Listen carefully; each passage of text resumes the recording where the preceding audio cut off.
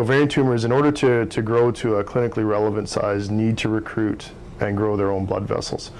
The problem that we find is that the blood vessels that develop are very disorganized, poorly formed, and they actually are very inefficient at delivering blood to the tumors. That becomes a problem because the current treatment therapies involve chemotherapy treatment where cytotoxic or toxic drugs are given to the person via the vascular system. So we're relying on an adequate vascularization or adequate blood supply to the tumor in order to deliver the drugs. And that doesn't happen because the blood vessels aren't very functional. One of the molecules that we've been interested in causes a dramatic reduction in the abnormal tumor vasculature that we see in the tumors, causes the tumors to shrink to a smaller size.